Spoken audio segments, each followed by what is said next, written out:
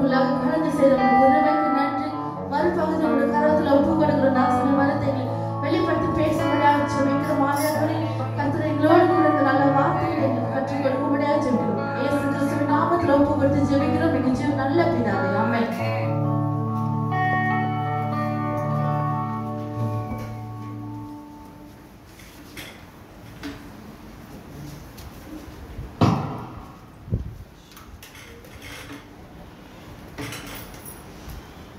பிதாவும் கடவுளும் ஆண்டவராக இயேசு கிறிஸ்துவினாலும் உங்களுக்கு கிருபையும் சமாதானம் உண்டாவதாக.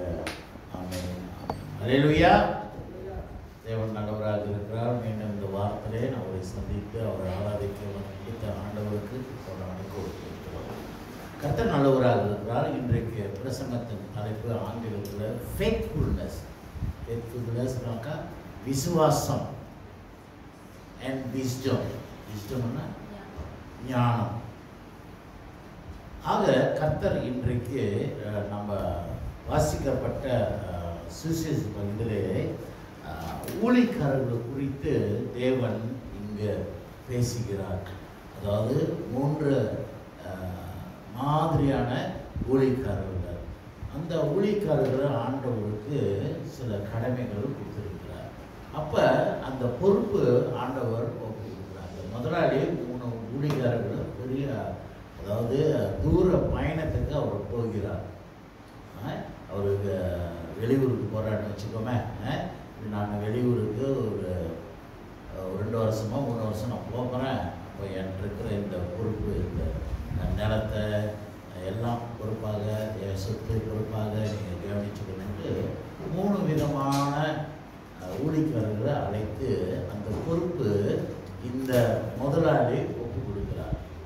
ஒப்பு கொடுத்து இந்த பொறுப்பு நீங்கள் கரெக்டாக நீங்கள் செய்ய வேண்டும் அப்படின்ட்டு அவர் அந்த பொறுப்பு கொடுக்குறார். அந்த பொறுப்பு கொடுக்கும்போது கூட அந்த முதலாளி ஊழியக்காரனை கூப்பிட்டு இவனோட திறமை என்னன்ட்டு அந்த முதலாளிக்கு தெரியும். அப்படியே வேலை செஞ்சோம்னா இல்லையா, அப்போ அவனோட திறமைக்கு தகுந்த மாதிரி இந்த பொறுப்பு அவர் ஒப்பு கொடுக்குறார். இந்த நம்ம வாசிக்கப்பட்ட பகுதியில் பார்க்கும்போது இப்போ இந்த முதலாளி தூர பயணம் போகிறாரு. போயிட்டு அவர் வரும்போது திரும்பி கணக்கு கேட்பார். நான் கொடுத்த அந்த பொறுப்புக்கு நீ என்ன பண்ண? அப்போ இந்த சுவிசேஷ பகுதியிலே நம்ம பார்ப்போம். Jadi tajuk khutbah pagi ini adalah kesetiaan dan kebijaksanaan. Jadi kita dapati dalam khutbah kita hari ini di mana tuan tanah itu nak pergi jauh. Okay. Boleh katakan melancong lah. Jadi dia pergi jauh. Oleh kerana dia akan pergi jauh dan kembali lama. Selepas lama dia balik, dia nak tahu apa jadi kepada harta benda dia. Kerana dia telah menyerahkan tanggungjawab harta benda dia kepada hamba dia. Okey, dia panggil 3 hamba dan bagi tanggungjawab hamba pertama, hamba kedua dan hamba ketiga di atas kebolehan mereka dan kebijaksanaan. அவங்களோட ஞானத்தை பார்த்து, அவங்களோட திறமையை பார்த்து அந்த பொறுப்பு ஆண்டவர். சரி, இன்றைக்கு வாசிப்போம் அந்த பகுதி, அந்த ஊமையை நாம் கேட்போம். மத்திய 25 வசனம் 14 அன்றியும் பரலோக ராஜ்யம் புறதேசத்துக்கு பிரயாணமாய் போகிற ஒரு மனுஷன் தன் ஊழியக்காரரை அழைத்து தன் ஆஸ்திகளை அவர்கள் வசமாய் ஒப்பு கொடுத்தது போல இருக்கிறது. அவன் அவனுடைய திறமைக்கு தக்கதாக ஒருவனிடத்தில் 5 தாலந்தும், ஒருவனிடத்தில் 2 தாலந்தும், ஒருவனிடத்தில் 1 தாலந்துமாய் கொடுத்தார். Karena jadi kita tengok kerajaan surga, okey, adalah seperti begitu, di mana tuan tanah, okey, tuan tanah itu nak pergi jauh, okey, oleh kerana dia pergi jauh, dia akan kembali mungkin selepas 2-3 tahun, 3 வருஷம் பிறகு அவன் திரும்பி வருவார். ஆக இந்த பொறுப்பு ஒருத்தர்கிட்ட ஒரு ஊழியக்காரன் கூப்பிட்டு அவன்கிட்ட எத்தனை தாளந்தை கொடுக்குறாரு? நல்லா கேட்டங்க தானே, வாசிக்கிறாங்க, கேளுங்க. ஊழியக்காரனுக்கு எத்தனை தாளந்து? 5 தாளந்து. அப்புறம் அவன்கிட்ட கொடுத்து, நீ ஞானம் உள்ளவன், புத்தி உள்ளவன், ஆக நீ நல்ல ஊழியக்காரன், சுறுசுறுப்பாக வேலை செய்கிறவன், உன்னை நான் நம்புகிறேன், உன்கிட்ட 5 தாளந்து நான் கொடுக்குறேன், இது நீ பத்திரமாக நீ பார்த்து அது நீ மல்டிப்ளை, அது நீ பல பங்காக நீ ரெட்டி பார்க்கணும். அப்போ 2வது ஒருத்தனை கூப்பிட்டு அவனுக்கு எத்தனை தாளந்து கொடுக்குறாரு? 2 தாளந்து. உன்னோட திறமை எனக்கு தெரியும், உன்னோட பலன் எவ்வளோன்னு தெரியும், உனக்கு நான் 2 கொடுக்குறேன். ஓகே, அந்த 2 வச்சு நீ என்ன திறமையை காட்டுறேன்னு நான் பார்க்குறேன். 3வது கூப்பிட்டு எத்தனை தாளந்து கொடுக்குறாரு? எத்தனை? 1 தாளந்து கொடுத்து, எனக்கு தெரியும் நீ எவ்வளோதான் செய்ய முடியும், ஆனால் உன்னால் முடியும், அதனால் உனக்கு 1 கொடுக்குறேன், இது வச்சு நீ என்ன பண்ணுறன்னு நான் பார்க்குறேன். ஆக கிறிஸ்துவமானவை இன்றைக்கு இந்த பூமியில் நம்ம பார்க்கும்போது நம் ஆண்டவராக இயேசு கிறிஸ்து இப்போ எங்கே இருக்கிறாரு? பரலோகத்தில் இருக்கிறாரு. அவர் பரலோகத்துக்கு போகாதவனுக்கு அவர் என்ன சொல்லிட்டு போனார்? சீசருக்கு கடைசியாக ஒரு பொறுப்பு ஒப்படைச்சாரு. The Great Commission, மத்தேயு 27:8 எடுமா.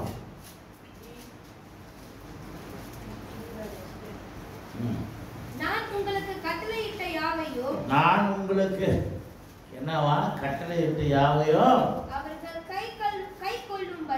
கைக்கொள்ளும்படி அவர்களுக்கு உபதேசம் பண்ணுங்கள். அவர்களுக்கு என்ன பண்ணணும்? நீங்க உபதேசம் பண்ணுங்க. இதோ உலகத்தின் முடிவு பரியந்தம் சகல நாட்களிலும் நான் உங்களோட கூட இருக்கிறேன் என்றார். நான் உங்களோட கூட இருக்கிறேன் என்ற ஆண்டவர் சொல்றார். அது ஆண்டவர் இயேசு பரலோகத்துக்கு போகாதவனுக்கு இப்ப இந்த முதலாளி தூர பயனுக்கு போறாரு பாருங்க, அம்மாவா இல்லையா? அதே போல நம்ம ஆண்டவர் இந்த உலகத்தை விட்டு எங்க போயிருக்கிறாரு? பரலோகத்துக்கு போயிட்டாரு. போயிட்டு அவர் திரும்பி வர்றாரா இல்லையா? திரும்பி எப்போ வர்றாரு? நியாயத்தீர்ப்பணிக்கு. இப்ப ஆண்டவர் இயேசு கடைசியா போகும்போது சீசர்கள்ட்ட ஒரு பொறுப்பு கொடுத்துட்டு போயிருக்கிறாரு. நீ நான் போறேன், நான் விட்டு போற இந்த ஊழியங்கள் எல்லாம் நீங்க செய்ய வேண்டும்ட்டு, அம்மாவா இல்லையா?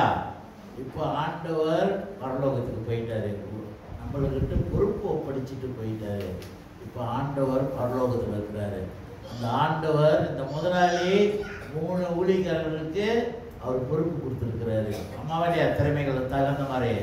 இப்போ அவர் பல ஆண்டு முடித்த பிறகு அந்த முதலாளி என்ன பண்ணுவான்? திரும்பி வருவான். வந்து இப்போ என்ன கேட்க போகிறான்? கணக்கு கேட்க போகிறான். நான் உன்கிட்ட 5 தாளந்து கொடுத்தனேன், நீ என்ன பண்ண? கணக்கு காட்டு. உங்கள்கிட்ட 2 தாளந்து கொடுத்தனேன், நீ என்ன செஞ்ச? எனக்கு கணக்கு காட்டு. 3வது பார்த்து உங்கள்கிட்ட எத்தனை தாளந்து கொடுத்தேன்? 1 தாளந்து கொடுத்தேன், நீ என்ன பண்ணன்ட்டு கணக்கு காட்டு. அதே போல நம்ம ஆண்டவர் நியாயத்தீர்ப்பணிக்கு திரும்பி வருகிறார்.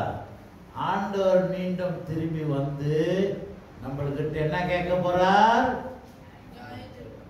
நியாயத்தீர்ப்பு செய்ய போறார். தெரியும் நம்மள்கிட்ட என்ன கேட்க போறார்?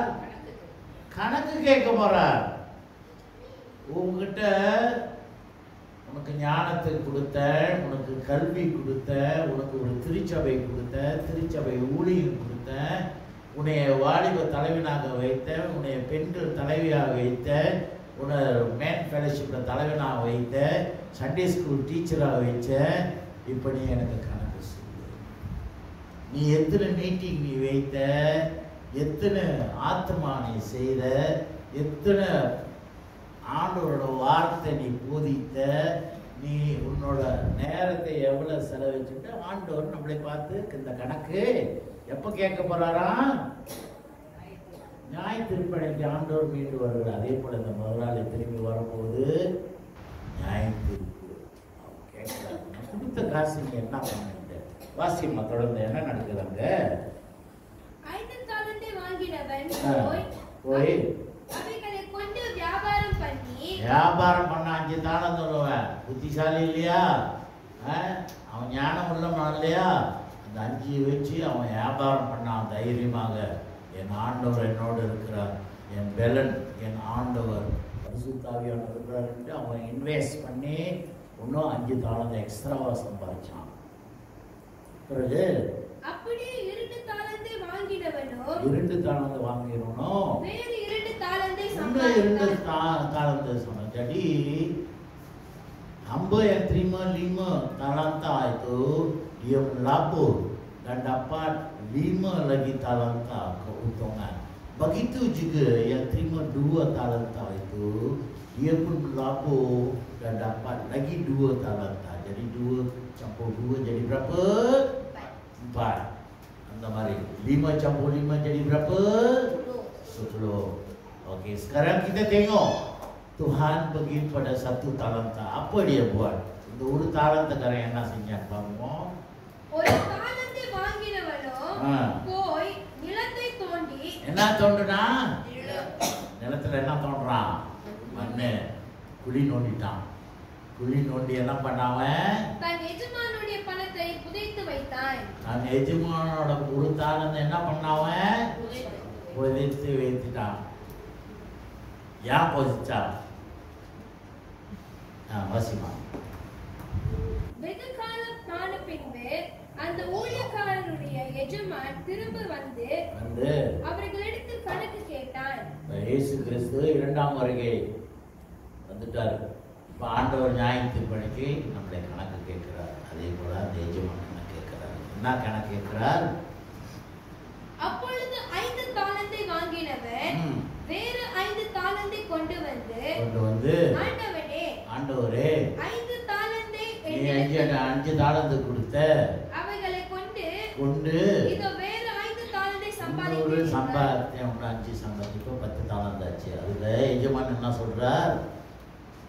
அவனுடைய எஜமான் அவனை நோக்கி நல்லது உத்தமமும் உண்மை உள்ள ஊழியக்காரனே, கொஞ்சத்திலே உண்மையாய் நீ இருந்தாய். கொஞ்சம் நான் கொடுத்த அதுக்கு நீ உண்மையாய் இருந்த. அநேகத்தின் மேல் உன்னை அதிகாரியாக வைப்பேன். அநேகத்துக்கு உன்னை அதிகாரியாக வைப்பேன். உன் எஜமானுடைய சந்தோஷத்திற்குள் உன் எஜமானோட சந்தோஷத்தை எனக்கு இருக்கிற எல்லாவற்றையும் நீ என்னோட சேர்ந்து என்ஜாய் பண்ணு, அனுபவி. என் கூட வா, என் காடியில் உட்காரு, என் கூட உட்காந்து சாப்பிடு, என்னோட சொத்துல நீ என்ஜாய் பண்ணு அப்படின்ட்டு ஆண்டவர் ஆசிரியர், முதலாளி ஆசிரியர். அதே போல நம் தேவன் பரலோகத்தில் நியாயத்திற்கு பிறகு பரலோகத்தில் அவர் நம்மளுக்காக ஆயத்தம் பண்ணி வச்சிருக்கிறார். பரலோகத்தில் ஒரு இடம் அநேகத்தை ஆயத்தம் பண்ணி வச்சிருக்கிறார். அது எல்லாம் நம்மளுக்கு தான் ஆண்டவர் இயேசு ஆயத்தம் பண்ணி வச்சிருக்கிறார். அதனால தான் சொல்றாரு, இந்த பூமியில நம்ம எதுவும் சேர்க்கணும். Di dalam bumi kita tak perlu simpan apa-apa. Kerana kalau kita bersetia kepada Tuhan Yesus pada hari kehakiman, Yesus akan memuji kebudayaan kamu. Kerana kamu setia kepada Dia, kamu dengar apa Dia cakap, kamu buat baik kepada orang, jadi Dia akan ambil kamu dan menikmati di dalam syurga. Segala Dia telah siapkan untuk kita. எல்லாம் ஆயத்தம் பண்ணி வச்சிருக்கிறார். Jadi apa yang ada di dalam syurga itu adalah untuk kamu semua. பரலோகத்தில் ஆயத்தம் பண்ண வைத்திருக்கிற எல்லாமே உங்களுக்கு தான். அந்த இயேசு சொல்கிறார், முதலாளி சொல்றதுல நீ என்ஜாய் பண்ண. அதே போல இயேசு சொல்றார், பரலோகத்துக்குள்ள நீங்க எடுக்கப்பட்ட பிறகு அந்த பரலோகத்துல எல்லாமே நீங்க என்ஜாய் பண்ணுங்க. அல்லேலூயா. அதுக்கு தான் நம்ம பாடுபட வேண்டும். உலகத்துல நாம் சொத்து சேர்க்க வேணாம், நல்லா பணம் பேங்க் பேலன்ஸ் கோடிக்கணக்கில் சேர்க்க வேணாம். ஒரு வீட்டுக்கு 3, 4, 5 வீடு வாங்கி வச்சு வாடகை விட்டு சம்பாதிக்க வேணாம். ஒரு காடிக்கு 3, 4 காடி வாங்க வேணாம். ஆண்டவர் சொல்றார், அவர் நியாயத்திற்கு பிறகு இது எல்லாம் நீ பரலோகத்துக்கு கொண்டு போக முடியாது. ஆண்டவர் உங்களுக்கு ஆயத்தம் பண்ணியிருக்கிறார். நீ உண்மையான விசுவாசமான ஊழியக்காரனாக இருந்தாக்கா ஆண்டவர் எல்லாமே உனக்கு ஆயத்தம் பண்ணி வச்சிருக்கிறார். அங்கே நீ என்ஜாய் பண்ணு. புரியுதுங்களா? உங்களோட முயற்சி, உங்களோட விசுவாசம் இயேசு அவர் கொடுத்த ஊழியத்தை, அந்த 5 தாளத்தை இவன் 10 ஆக்கினான், இவன் 5 சம்பாதிச்சு. அப்புறம் ஆண்டவர் அந்த முதலாளி அவனை கூப்பிடுறான், நல்ல ஊழியக்காரனே, விசுவாச ஊழியக்காரன் என்று ஆண்டவர் சொல்றார். அந்த வார்த்தை அந்த புகழ் நம்மளுக்கும் கிடைக்க வேண்டும். நம்மளுக்கு கொடுக்கப்பட்ட இந்த பொறுப்பு நாம் உண்மையாக ஆண்டவர் செய்ய வேண்டும். தொடர்ந்து 2 தாலந்தை வாங்கினவனும் வந்து, ஆண்டவனே, 2 தாலந்தை என்னிடத்தில் ஒப்புவித்தீரே, அவைகளை கொண்டு இதோ வேறு 2 தாலந்தை சம்பாதித்தேன் என்றான்.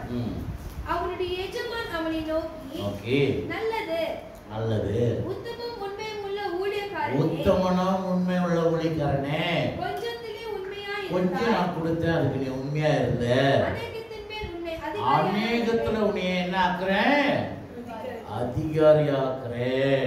ஆக ஆண்டவர் அதே தான் நம்மளுக்கு சொல்றார். கொஞ்சம் கொடுத்தாலும் அதுக்கு நம்ம ஆண்டவருக்கு என்னவா இருக்கணுமா, உண்மையாக இருக்க வேண்டும். ஆண்டவர் உங்களுக்கு இதுதான் எதிர்பார்த்திருக்கிறார். இன்றைக்கு நம்ம வாழ்க்கையில நாம் பார்க்க வேண்டும். கொஞ்சம் தான் கொடுத்தாரு, நான் கொஞ்சத்தை வச்சு என்ன பண்ணுறது? ஆண்டவர் சொல்றாரு, அந்த கொஞ்சத்துல இவங்க உண்மையாக இருந்தால் அந்த உண்மைக்கு ஆண்டவர் அவர் ஆசீர்வதிக்கிறார். அநேகத்தை உன்னை கொடுத்து நான் வரும்போது அந்த கொஞ்சத்தையும் நீ உண்மையாக இருந்து அந்த கொடுத்த காரியத்தை ஊழியத்தை நீ உண்மையாக விசுவாசமாக செய்ததுனால, என் மேலே நீ விசுவாசம் வைத்ததுனால, நான் தான் பரலோகத்தின் தேவன் என்ற விசுவாசத்தினால உனக்கு அநேகத்தில் நீ அதிகாரியாக வைப்பேன். பரலோகத்தில் நீ அதிகாரியாக இருப்ப.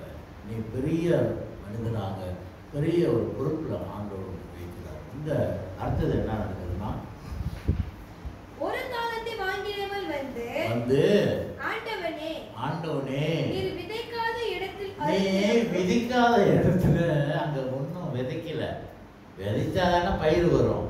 ஆனா இவன் பாருங்க, அந்த ஆண்டவர் மேல அவ்வளவு நம்பிக்கை வச்சிருக்காங்க. ஆண்டவர் உன்னால முடியும், அங்க நீ விதை போடல, ஆனா அங்க நீ அறுப்ப.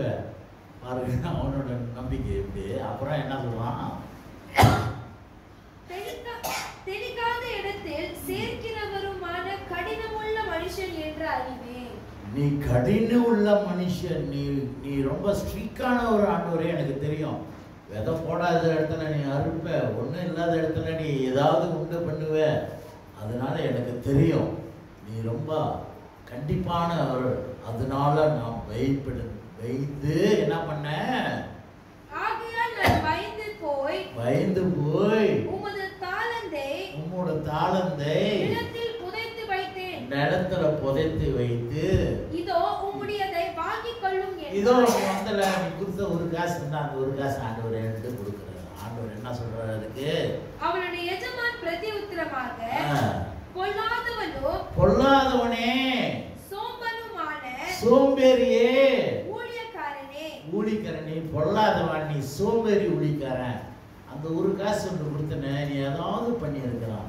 நீ போய் மண்ணில் போயிட்டு புதைச்சி வச்சியே, முட்டாளே, சோம்பேறியே அப்படின்ட்டு ஏசுறாரு அந்த முதலாளி. அதே போல ஆண்டவர் இயேசு கிறிஸ்து நாம் ஞாயிற்று நாட்கள் அவருக்கு நம்ம கொடுத்த காரியத்தையும் அவர் கொடுத்த பொறுப்பையும் நம்ம ஒன்று செய்யாமல் தூங்கிட்டு இருந்தாக்கா, ஆண்டவர் என்ன சொல்றார், நீ பொல்லாதவனே, டே சோம்பேறியே அப்படின்ட்டு ஆண்டவர் இயேசு நம்மளை பார்த்து சொல்லுவார். தொடர்ந்து,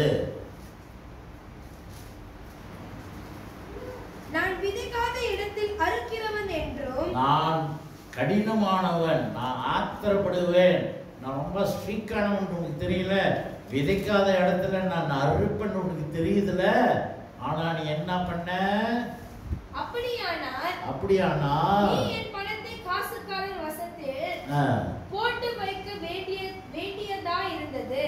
அப்பொழுது நான் வந்து என்னுடையதை வட்டியோடு வாங்கிக் கொள்வேனே என்று சொல்லி அவனிடத்தில் இருக்கிற தாளந்தை எடுத்து 10 தாளந்துள்ளவனுக்கு கொடுங்கள்.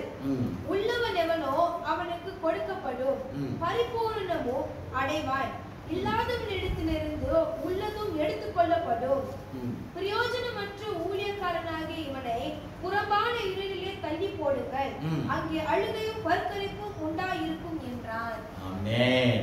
ஆக ஆண்டவர் இயேசு ஞாயிற்று பண்டிகைக்கு நம்மளை பார்த்து கண்டிப்பாக சொல்றார். அந்த முதலாளியே சொல்றான் பாருங்க, டேய் நான் கொடுத்த ஒரு காசு நீ உழைக்கலனாலும் பரவாயில்ல, சோம்பேறி நீயே, அதை நீ போய் பேங்கில் போட்டிருந்தாலும் நான் வரும்போது 3 வருஷம் பிறகு வரேன், அந்த போட்ட பேங்க்ல போட்ட காசுக்கு என்ன வந்திருக்கும், வட்டியாவது எனக்கு கிடைச்சிருக்குமே. அது நீ செய்யாம போய் நிலத்துல போய் மண்ணுக்கு குழி தோண்டி பதிச்சியே, சோம்பேறிக்காரனேன்னு ஏசுறாரு. அதே போல ஆண்டவர் இன்றைக்கு நம்மளையும் பார்த்து இந்த கேள்வி கேட்பார். நம்மளுக்கு கொடுத்த கடமைகள், நம்மளுக்கு கொடுத்த பொறுப்பு நம்ம ஒன்றும் செய்யாம அப்படியே இருந்தாக்கா, இதுதான் ஆண்டவர் சொல்றாரு. கடைசியில் நம்ம பார்க்கலாம், அவனுக்கு இருக்கிறதும் ஆண்டவர் பிடிக்கிறார். பிடிங்கி அந்த 10 தாளந்துக்காரனுக்கு கொடுக்குறாரு. இல்லாதவன்ட்டு கூட ஒன்றும் இல்லாமல் போகுது. ஆக நம்மளுக்கு கொடுத்த ஆசீர்வாதங்கள், நம்மளுக்கு கொடுத்த பொறுப்புகள் நம்ம கரெக்டாக செய்யலைனாக்கா ஆண்டவர் வருகையில் அது பிடுங்கி மற்றவங்க கொடுத்துருவார். அப்புறம் அவனை என்ன எங்கே தூக்கி போடுறார், நரகத்தில் தூக்கி எரி நரகத்தில் போடுறார், இருளில் போடுறார். இருளுன்னா நரகம், புரியுதா? ஆக கடைசியில் அந்த நியாயத்திற்குள்ள நம்மளுக்கு எங்கே இடம், எங்கே போயிடுவோம், நம்ம நரகத்துக்கு போயிடுவேன். ஆக கிறிஸ்து பிரியமானவர்களை, இன்றைக்கு உள்ள சூழ்நிலை நம்மளோட சபையை பாருங்க. நம்மளுக்கு ஆண்டவர் 5 தாளந்து கொடுக்கல, நம்மளுக்கு பெரிய சபை கொடுக்கல. கெத்தீட்ரல், சைட் கெத்தீட்ரல் மாதிரி இல்லை ஹோலி க்ரோஸ் மாதிரி பெரிய சபை இல்லை, பெரிய ஆத்மா. நம்மளுக்கு கொடுத்தது சின்ன சபை தான், 1 தாளந்து. இந்த 1 தாளந்தை வச்சுக்கிட்டு நம்ம இது ஒன்று வச்சுட்டு என்ன பண்ணுறது? அதனால நீங்கள் ஒன்றும் பண்ணாம அப்படியே உக்காந்துட்டு இருக்கோம். நம்ம அதுதானே செய்கிறோம். யார்கிட்ட போய் ஆண்டவரை பற்றி சொல்கிறதில்ல, புது ஆத்மாக்கள் பேசியும் வர்றதில்ல, சபையில் நடக்கின்ற ஊழியத்திலையும் நம்ம பங்கு கொள்றதில்ல, நம்ம கலந்து கொள்றதில்ல. அநேக காரியங்கள் நம்ம எங்கேயாவது யார் வீட்டிலாவது ஜப கூட்டம் வச்சாக்கா கூப்பிட்டாலும் அந்த ஜப கூட்டத்துக்கும் நம்ம போகிறதில்ல. ஆறுதல் கூட வந்தாக்கா அவங்களுக்கும் கொஞ்சம் சந்தோஷம், ஆறுதலாக இருக்கும். சப்போர்ட் பண்ணணும். சபையில் நடக்கின்ற ஊழியத்திலும் நம்ம சப்போர்ட் பண்ணணும். இது சின்ன சபை தான், ஆண்டவர் நம்மளுக்கு 1 தாளந்து தான் கொடுத்தாரு. அதனால இந்த 1 தாளந்து நம்ம ஒன்றும் செய்யாமல் இருக்கிறபடியே அப்படியே இந்த வருஷம் முடிஞ்சிடும், அடுத்த வருஷம் வந்துடும், அதுக்கு பிறகு வரும், இப்படியே தான் இருக்கும். நம்ம ஆண்டவர் இதுதான் பார்த்து கேட்கிறார். நான் உனக்கு 1 தாளந்து கொடுத்தேன், நீ என்ன பண்ற? நான் விதிக்காத இடத்துல அறுப்பேன் என்று நீ பயப்படுறியே, நியாயத்துக்கு என்று சொல்றேனே, அதுக்கு நம்ம என்ன செய்யணும்? நம்மளுக்கு கொடுத்த கடமைக்கு என்ன? அதனால் நம்ம மனம் மாற வேண்டும். இப்படியே இருக்கக்கூடாது. டே இன் டே அவுட்னு சொல்கிறேன்ல, இதே பிள்ளைகள் இல்லைனாக்கா நம்ம ஒரு 10 பேர் தான். பிள்ளைகள் இருக்கிறதுனால நம்ம 30 பேர் 40 பேர் இருக்கிறோம். புரியுதுங்களா? ஆக சபையில் நடக்கிற ஊழியத்துக்கு நம்ம சப்போர்ட் பண்ணணும். நீங்கள் ஃப்ரீயாக இருக்கும்போது ஆண்டவருக்கு இடம் கொடுங்க, முதலிடம் கொடுங்க. சொந்த காரியத்துக்கு நீங்கள் முதலிடத்து கொடுக்குறீங்கள, வேலைக்கு முதலிடம் கொடுக்குறீங்கள, சம்பாதிக்கணுன்ட்டு முதலிடம் கொடுக்கணும், ஓவர் டைம் இருக்குதுன்ட்டு முதலிடம் கொடுக்குறீங்கள, சொந்தக்காரன் கல்யாணம், சொந்தக்காரன் விருந்து வைக்கிறான், அதுக்கெல்லாம் நீங்கள் முதலிடம் கொடுக்குறீங்களே. ஆண்டவர் ஊழியத்துக்கு நீங்கள் முதலிடம் கொடுக்குறீங்க. Adakah kamu bagi keutamaan kepada Yesus Kristus? Tengok pada gereja kita, walaupun kita kecil seperti yang disebutkan di sini, 1 talenta. Kita adalah 1 talenta. நம்ம தான் அந்த 1 தாளந்து. ஆண்டவர் இயேசு கேட்கிறார். Tuhan Yesus bertanya, apa kamu buat dengan 1 talenta itu? Adakah kamu tanam dalam tanah itu 1 talenta? Jadi gereja ini Tuhan Yesus bagi pada kita. Ini adalah 1 talenta. Dia harapkan kita membagi faedah dalam 1 talenta. அந்த 1 தாளந்தில் நாம் நன்மை செய்ய வேண்டும். ஆண்டவர் காரியத்தில் நம்ம முதல்ல இடத்துக்கு கொடுக்கணும். ஊழியம் நடக்குதா? இப்போ நம்ம சபையில் நம்ம ஆரம்பத்தில் வாலிபர் கூட்டத்தை ஆயத்தப்படணும். விமன் ஃபெலோஷிப் நம்ம அரேஞ்ச் பண்ணோம், தலைவர்களெல்லாம் நியமித்தோம், மேன் ஃபெலோஷிப் தலைவர்கள் நியமித்தோம். அதே போல் நாம் நியமித்த பிறகு இந்த ஊழியம் நடக்குதா இல்லைன்னு நம்மளையே கொஞ்சம் ஆராய்ச்சி பார்ப்போம். எத்தனை தடவை நம்ம மீட்டிங்கை வைத்தோம், வீட்டு சந்திப்பு. பாஸ்டர் வாட்ஸ்அப்பில் நான் சொல்லுவேன், இன்றைக்கி ஜெசிகா வீட்டில் ப்ரேயர் இருக்குது, தயவு செய்து வாங்க, சப்போர்ட் பண்ணுங்கள். ஆனால் எல்லாரும் சொந்த காரியத்துக்கு நீங்கள் முக்கியத்துவம் கொடுக்குறீங்க. அவங்களே என்ன பாஸ்டர் யாருமே வரமாட்டாங்க, எல்லாம் முடியாதுன்றாங்க. அவங்க சோர்ந்து போயிடுறாங்க பாருங்க. அவங்க தவறாமல் மாதம் என் வீட்டில் வேக பாஸ்டர் ப்ரேயர் மீட்டிங் அப்படின்ட்டு ஓப்பன் ஹார்ட் அவங்க வீடு எப்போதும் திறக்கிறாங்க. ஆக அந்த ஆத்மாக்கு நம்ம சப்போர்ட் பண்ணுறவங்களாக இருக்க வேண்டும். நம்ம தான் வீட்டுக்கு பாஸ்டர் கொடுக்குறத நம்ம வீட்டில் ஜபம் கூட்டம் வைக்கல. ஆனால் வைக்கிறவங்க வீட்டுக்காவது செய்கிறவங்களுக்காக நம்ம ஆறுதல் பண்ண வேண்டும், உற்சாகப்படுத்த வேண்டும். அதுதான் ஆண்டவர் நம்மளை பார்த்து கேட்கிறார். புரியுதுங்களா? கொடுத்த ஒரு தாளத்தை நீ என்ன பண்ற? ஆண்டவர் வருகையில் இல்லை ஆண்டவரே எனக்கு தெரியும் இந்த சபையில் நாங்கள் வாரம் வரலனாக்கா இந்த சபை அப்புறம் மூடப்படும், அது தெரியுதுல்ல உனக்கு. ஆனால் ஆண்டவர் கொடுத்த இந்த சபை வளர்கிறதுக்கு நீ என்ன முயற்சி பண்ண? நான் இந்த சபையில் ஊழியர்கள் இந்த மாதம் ப்ரோக்ராம் நான் ரெடி பண்ணி வச்சுருக்கேன். வருகை மாதத்தில் நீங்கள் பாருங்களேன். ஏன்னா நான் 2-3 மாதமாக சொல்லிட்டு இருக்கிறேன், பாஸ்டர் கூப்பிடுங்க, வீட்டு சந்திப்பு, பாஸ்டர் வந்து பார்ப்பேன், உங்களுடைய வீட்டில் வந்து யாரும் கூப்பிடுறாங்க. சிஸ்டர் செல்வி கூப்பிட்டாங்க, ஜெஸ்ஸிகா கூப்பிட்டாங்க, யாருமே உங்கள் வீட்டு வாசம். அதனால் இந்த ஆகஸ்ட் மாதத்தில் தெரியல. ஏன்னா பிஷப்பும் என்கிட்ட கணக்கு கேட்குறாரு. எப்படி அந்த முதலாளி கணக்கு கேட்கும்போது பிஷப்பும் என்கிட்ட கணக்கு கேட்குறான். மாதம் எனக்கு ரிப்போர்ட் அனுப்பு. நீ இந்த மாதத்தில் எத்தனை வீட்டு சந்திப்பு நீ செய்த, என்ன ஊழியம் நீ செய்த, உன் சபைக்காக நீ என்ன பிரசங்கம் பண்ண, என்ன செய்த, சபை குருமணமாக ஒற்றுமையாக எல்லாம் இருக்கணுன்றதுக்காக நீ என்ன முயற்சி பண்ணிட்டு பிஷப் என்கிட்ட கணக்கு கேட்குறாரு. நான் கணக்கில் என்ன சொல்லுவேன்னா, இல்லை பிஷப் என் சபையாளர்கள் நான் எது வைத்தாலும் வர மாட்டாங்க, இதே ஆத்மா தான், எந்த ஒரு வீட்டு சந்திப்பு இல்லை பிஷப், 0 அப்படின்னு நான் ரிப்போர்ட் அனுப்பினாங்க. அப்புறம் அவர் என்ன சொல்லுவார், நீ என்ன ஒழிக்கிறேன், பொல்லாத சோம்பேறி ஒழிக்கிறேன் என்று சொல்லுவார். ஆக கிறிஸ்து பிரியமானவர்களே, வருகின்ற ஆகஸ்ட் மாதத்தில் உங்களோட அறிக்கையை ரெடி பண்ணி வச்சுக்கிறேன். நீங்கள் பாருங்கள், நீங்கள் கூப்பிடுறீங்களோ இல்லையோ உங்கள் வீட்டு பேர் நான் போட்டிருக்கிறேன். அந்த தேதியில் உங்களால் முடியலனாக்கா தேதி மாற்றுங்க, பிரச்சனை இல்லை, சரிங்களா? எல்லாரோட வீட்டுக்கு பேர் நான் போட்டு வச்சுருக்கிறேன். பார்க்குறேன் இந்த ஆகஸ்ட் மாதத்தில் உங்களோட வீட்டுக்கு அது நீங்கள் திறக்கிறீங்களா இல்லையா?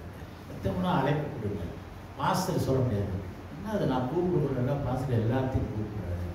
நீங்கள் உங்கள் வாய் திறந்து கூப்பிடுங்க, அந்த குரூப்பில் கூப்பிடுங்க, அது நல்லது. உங்கள் வீட்டில் நான் வந்து மற்றவங்களை வற்புறுத்தி வர சொல்லக்கூடாது. நீ எனக்கு சொன்னாக்கா பரவாயில்ல, ஜெசிகா சொல்லுவாங்க, மாஸ்டர் நீங்கள் அனௌன்ஸ் பண்ணுங்க மாஸ்டர் குரூப்பில், நான் அழைப்பு கொடுப்பேன். அதனால தான் நான் அவங்க சார்பாக அனௌன்ஸ் பண்ணேன். புரியுதுங்களா? ஆக நம்ம பார்ப்போம். அதே சமயத்தில் ஆக்டிவிட்டீஸும் ஓகே, ஆக்சிலரிஸும் நான் போட்டிருக்கிறேன். ஓகே, ஃபர்ஸ்ட் வீக் நம்ம வழிப்பு மீட்டிங் இருக்கிறதுனால நம்ம மீட்டிங் இருக்காது. Second week, fourth week youth. Okay, youth leader take note. இருக்கிற ஒரு 2-3 பேராவது பரவாயில்ல, அந்த வாலிப பயணங்கள் எல்லாத்தையும் வச்சுட்டு அட்லீஸ்ட் ஒரு ப்ரேயர், ஒரு பைபிள் ரீடிங், ஒரு கேம் வே. புரியுதுங்களா? நேமிச்சிலேருந்து இன்னும் யூத்து நம்ம ஆரம்பிக்கல. இது இப்படியே தடையாக இருக்கக்கூடாது. புரியுங்களா? அதே போல் பெண்களும் விமன்ஸுக்கு உங்களுக்கு வந்து மேன்ஸ் அண்ட் விமன் 2 பேருமே, ஏன்னா பெண்கள் நம்ம கைவிட்டேன்னா 3-4 பேர், அதே போல் ஆண்களும் 2 பேர் தான் இருப்பாங்க. அதனால் நீங்கள் கம்பைன் பண்ணிவிட்டு 3ஆவது வாரம், ஒவ்வொரு வாரம் 3ஆவது வாரத்தில் மாதத்தில் அந்த சர்வீஸ் முடிஞ்சதும் அட்லீஸ்ட் நீங்கள் கூடி ஒரு ஜபமாவது பண்ணுங்கள், இல்லை ஏதாவது பிளான் பண்ணுங்கள், சரியா? நான் ஏதாவது பிஷப்புக்கு கணக்கு நான் சொல்லி ஆகணும், என் தேவனுக்கு பிஷப்புக்கு நான் கணக்கு சொல்லி ஆகணும். நீங்களும் ஆண்டவர் வருகையிலே கணக்கு சொல்லி ஆகணும். இல்லை ஆண்டவரே எங்கள் பாஸ்டர் இதை பற்றி கண்டுக்க மாட்டார், அவரும் தெரியாத மாதிரி இருக்கிறாரு, எங்களுக்கும் அதே தான் பிடிச்சி வச்சு நல்லா இருக்குது ஆண்டவரே, ஒன்றும் செய்யாமல் இதே போல் நாங்கள் அந்த ஒரு தாளத்தை புதைச்சி வச்சுல அந்த மாதிரி இருக்குது ஆண்டவரே அப்படின்னு நீங்கள் சொல்லக்கூடாது. சரிங்களா? இன்றைக்கு நான் உங்கள் மத்தியிலே சொல்கிறேன், ஆண்டவர் இயேசு பரிசுத்த ஆவியானவர் சொல்கிறார், பேச சொல்கிறாருங்க, நீங்கள் ஆரம்பிங்க. வருகின்ற 8ஆம் மாதம் நாம் ஊழியம் செய்வோம். முடியுமா முடியாதா? செய்வோம். தடைகள் வரும், பிசாசானவன் தடை பண்ண. ஏன்னா இது பிசாசுக்கு மிக சந்தோஷம்.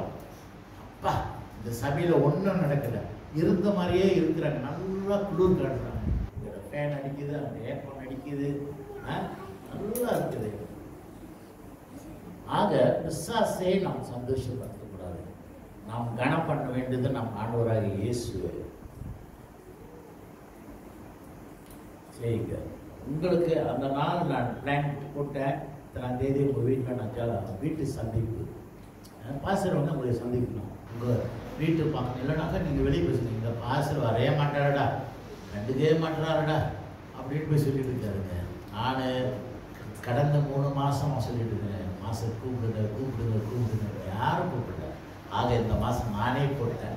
உங்களால் முடியல, இல்லை பாஸ்டர் இந்த வாரத்தில் முடியாது, இந்த நாள் முடியாது, இன்னொரு நாள் வச்சுக்கணும் சொல்லுங்கள், பரவாயில்ல. அதனால் இந்த வீட்டு சந்திப்பு கூட நான் 8:30 மணிக்கு வச்சுருக்கேன். நான் 8 மணி வைத்தாக்கா நீங்கள் அப்போ தான் ஒன்றும் ரெடி ஆகல.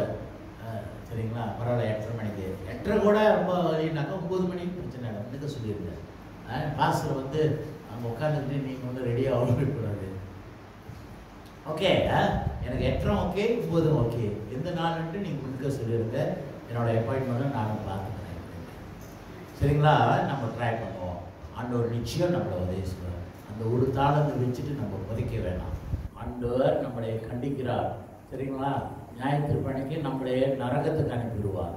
இப்படியே நம்ம இருந்தாங்க நிச்சயம் நம்மளுக்கெல்லாம் நரகம் தான். அல்லேலூயா. ஆக நம்ம மனமாற வேண்டும். Kita kena berubah. Kalau kita tak buat apa yang Yesus suruh kita buat, kita pasti akan pergi ke neraka. Confirm. Jadi kita kena berubah. Terlibatlah diri kita sendiri dalam amalan apa yang Yesus kata. Jemputlah pastor dalam ke rumah kamu. Rumah Rani belum, next month saya akan taruh 1 tarikh. Saya akan datang dan akan doa di dalam rumah kamu. Ingatlah, jadi jemput. Kalau mana-mana program apa, marilah terlibat. Macam kita ada Tanjung Harapan dah. Kita ada Tanjung Sempat. Okey அந்த program எல்லாரும் வந்தாங்களே, begitu gembira kita. அந்த மாதிரி நம்ம ஐக்கியமாக ஒரு short notice செய்தோம். நம்மளால முடியாதது. ஏன்னா எல்லாருக்கும் அனுபவம் இருக்குது, எல்லாத்துக்கும் திறமைகள் உண்டு. ஆண்டவர் சொல்றார, அவன் திறமைகள் பார்த்து நான் பொறுப்பு கொடுக்குறேன். இன்றைக்கு ஆண்டவர் நம்மளோட திறமை எம்மற்ற ஆண்டவருக்கு தெரியும். அதுக்கு தகுந்த மாதிரி நம்மளுக்கு கொடுத்துருக்கிறார். நம்மளை ஒன்றும் ஆண்டவர் முட்டாளாக படிக்கல, நம்ம தான் முட்டாளாக வரோம். நம்மளையே கெடுத்துக்கிறோம். நம்ம மாற வேண்டும். ஆண்டவர் வார்த்தையின் பிரகாரம், வசனத்தின் பிரகாரம் நம்ம மனம் மாறி ஊழியம் செய்யும். ஆண்டவர் அந்த ஊழியம் கூட ரொம்ப பெரிய ஊழியம் கூட இல்லை. இந்த ஊழியத்தை தவிர்த்து பிறர் கஷ்டப்படுறவங்களுக்கு நீ உதவி செய்யணும். ஆண்டவர் சொல்றாருல, நான் தாகமாக இருந்தேன், நீங்க எனக்கு என்ன கொடுத்துங்க? நான் பசியாக இருந்தேன், நீ என்ன கொடுத்த? நான் உடுப்பு இல்லாமல் இருந்தேன், நீ என்ன கொடுத்த? நான் ஜெயிலில் இருந்தேன், நீ என்ன பண்ண? ஜெயிலில் இருந்த என்ன பண்ண? என்னோட நீ ஜெயிலில் இருந்தா ஆண்டவர் என்னை வந்து விசிட் பண்ண, என்னை வந்து சந்தித்த. ஆக இந்த மாதிரி பிரச்சனைகளை நம்ம சந்திக்க வேண்டும், நம்ம பேச வேண்டும், நம்ம உதவி செய்ய வேண்டும். இதுதான் ஆண்டவர் நம்மளை கொடுத்த ஊழியம். அது போன்று நம்மளையே நாம் டெவலப் பண்ண வேண்டும். புரியுதுங்களா? ஆண்டவருக்கு போயிட்டு எனக்காக நீ சிலுவை தூக்கு, எனக்காக நீ ரத்தம் சிந்துன்னு ஆண்டவர் சொல்லலையே. ஆண்டவர் சொன்னது சின்ன காரியம். நீ அவனுக்கு சோறு கொடுக்குறியா, அது எனக்கு கொடுத்த மாதிரின்ட்டு ஆண்டவர் சொல்கிறார். நான் தாகமாக இருக்கும்போது எனக்கு தண்ணி கொடுத்தல, அது நீ எனக்கு கொடுத்த அந்த தண்ணி. அப்போ இந்த ஞாயிற்று நாட்களே நான் உனக்கு நன்றி சொல்வேன். நான் உனக்கு என்ன இடம்? பரலோகத்தில் இடம் கொடுப்பேன். நான் உனக்காக சேர்த்து வைத்த இடம் நீ என்னோட என்ஜாய் பண்ணி ஆண்டவர் சொல்கிறேன். ஆக ஆண்டவர் கொடுத்த காரியத்தை நாம் உண்மையாக, கொஞ்சத்தில் நம்ம என்னவா இருக்கணுமா? உண்மையாக இருக்கணும். அநேகத்தில் ஆண்டவர் நம்மளையே அதிகாரியாக வைப்பார். அல்லேலூயா. ஆக ஆண்டவர் உண்மை உள்ளவர். நீங்க ஆண்டவருக்கு விசுவாசமா, ஞானமா, உண்மை உள்ள ஊழியக்காரனாக ஆண்டவருக்கு உண்மை உள்ளவராக இருக்கணும். நிச்சயம் ஆண்டவர் உடைய ஆசீர்வதிப்பார். ஆண்டவர் வருகிறார். எப்படி அந்த முதலாளி பொறுப்பு கொடுத்து வந்து கணக்கு கேட்கிறானோ, இயேசு வருகிறார், வந்து கணக்கு கேட்கிறார். ஏன்னா அந்த பரலோகம் நம்மளுக்கு இந்த உலகத்தை நம்பி நீங்க ஏமாந்துறாருங்க. புரியுதுங்களா? உலகத்தில் உங்களுக்கு தேவை ஒரு வீடு, ஒரு காடி போதும். அதுக்கு மேலே நீங்கள் சேர்த்து வச்சுட்டு ஒன்றும் பண்ண ஊழியத்துக்கு கொடுங்க, சபைக்கு கொடுங்க, ஊழியத்துக்கு சப்போர்ட் பண்ணுங்க. அது இல்லை என்னோட பேங்கில் கோடி கட்டுறான், கோடியஸ் வரனா I have to be a millionaire. Second jadi jutaan buat apa? Apa yang nak bawa jutaan ke surga? Tak boleh. Apa yang Tuhan Yesus kata, tolonglah. Bila kamu ada tu duit, kamu ada harta benda, tolong orang lain. Itu yang Yesus kata. Siapa yang dalam dahaga, bila kamu bagi dia air semasa dahaga, siapa yang lapar, kamu bagi dia makan. Siapa tak ada pakaian, kamu bagi dia pakaian. Ini yang Yesus minta kepada kamu. Bila kamu tolong orang lain, itu bermaknanya you bagi kepada Tuhan Yesus. Jadi Yesus dah semasa kedatangan hari kehakiman, dia akan restu kamu, dia akan membagi kamu kebahagiaan di syurga. Itulah kepentingan kita. Haleluya. Dewan உங்களை ஆசீர்வதிப்பார்கள். ஜெபம் செய்வோம். ஆண்டவரே, நீ கொடுத்த இந்த நாளுக்காக, அந்த வார்த்தைக்காக நன்றி. எங்களுக்கு கொடுத்த அந்த ஒரு தாளந்து நாங்கள் விசுவாசமாக உண்மையாக இருக்க வேண்டும் தேவனே. அதுதான் நீர் இரண்டாம் வருகிலே எங்களை கணக்கு கேட்பது தேவனே. அந்த கொடுத்த ஒரு தாளந்தை நாங்கள் புதைக்காதபடி உனக்காக உண்மையாக இருக்கும்படியாக எங்களை நடத்தும் ஆண்டவரே. நல்ல ஒரு விசுவாசமான, நியாயமான, உண்மையான ஊழியக்காரனாக இருக்க எங்களை நடத்தும் தேவனே. ஒருபோதும் உங்களை விட்டு நாங்கள் விலகாதபடி எங்களை நடத்தும் தேவனே. உன்னோட வருகையிலே நாங்களும் உன்னோட பரலோகத்தில் உன்னோட சந்தோஷத்தையும் நாங்களும் சந்தோஷமாக பெற்றுக்கொள்ள எங்களை ஆசீர்வதியும் தேவனே. எங்கள் திருச்சபையை நீ ஆசீர்வதியும். இந்த திருச்சபை ஒரு தாளந்தாக இருந்தாலும் இந்த ஒரு தாளந்து நாங்கள் புதைக்காதபடி உங்களோட ஊழியத்தை நாங்கள் இரட்டிப்பாக செய்கிறவர்களாக எங்களை ஆசீர்வதியும். எப்படி செய்யணும், என்ன செய்ய வேண்டுமோ எங்களுக்கு பலத்தை கொடும், எங்களுக்கு ஞானத்தை கொடும். உண்மையை உத்தமம் ஞானமான ஊழியக்காரமாக எங்களை நடத்தும். ஜீவனுள்ள ஆண்டவராக இயேசு நாமத்தை ஜெபிக்கிறோம் நல்ல பிதாவே. ஆமென். ஹல்லேலூயா. தேவன் நல்லவர். இப்போது ஒரு பாடல் பாடி நம் ஆண்டவருக்கு காணிக்கை